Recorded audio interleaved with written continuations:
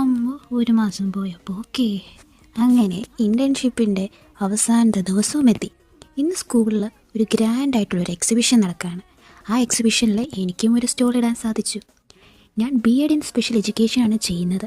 അതുകൊണ്ട് special education related ആയിട്ടുള്ള materials എനിക്ക് എക്സിബിറ്റ് ചെയ്യാനായിട്ട് ഒരു അവസരം കിട്ടി. രാവിലെ തന്നെ വന്ന് ഞാൻ എൻ്റെ സാധനങ്ങളൊക്കെ എല്ലാം നിരത്തി ഭംഗിയായിട്ട് അറേഞ്ച് ചെയ്തു.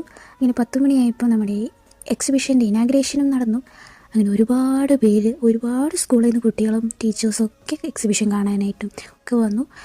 പല പല രാജ്യത്തിലെ കോയിൻസൊക്കെ കാണാനായിട്ട് സാധിച്ചു.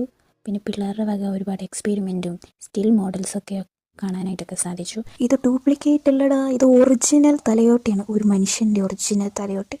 അങ്ങനെ ലിവറും ഹാർട്ടും ലങ്സും എല്ലാം കാണാൻ സാധിച്ചു. ഇതാണ് 3D പ്രിൻറ്റിങ് മെഷീൻ. ഇത് കണ്ടപ്പോൾ തന്നെ രസം തോന്നി. ഇത് വീട്ടിലേക്ക് പൊക്കിക്കൊണ്ട് പോന്നാലോ എന്ന് ഞാൻ ആലോചിച്ചു. പിന്നെ വേണ്ടെന്ന് വെച്ചു. അങ്ങനെ പഴയ കാലത്തെ കുറേ വസ്തുക്കൾ കാണാനായിട്ട് സാധിച്ചു. പിന്നെ ഒരു അക്വേറിയം സെക്ഷൻ തന്നെ ഉണ്ടായിരുന്നു, പല തരത്തിലെ മീനുകളുടെ ഒരു സെക്ഷൻ. ഓവറോൾ ഒരു ഗ്രാൻഡ് ആയിട്ടുള്ള എക്സിബിഷൻ ആയിരുന്നു. അങ്ങനെ ലാസ്റ്റ് 3 മണിയായപ്പോൾ നമ്മുടെ എക്സിബിഷനൊക്കെ കഴിഞ്ഞു. അങ്ങനെ ഞാനും എൻ്റെ സാധനങ്ങളൊക്കെ പൂട്ടിപ്പെറുക്കി സ്കൂളിനോട് ബൈ പറഞ്ഞ് അങ്ങനെ ഞാനും ഇറങ്ങി. ഇനി അടുത്ത ദിവസം തൊട്ട് കോളേജിൽ പോകണമല്ലോ എന്ന് ഓർക്കുമ്പോഴാണ് ഒരു സങ്കടം.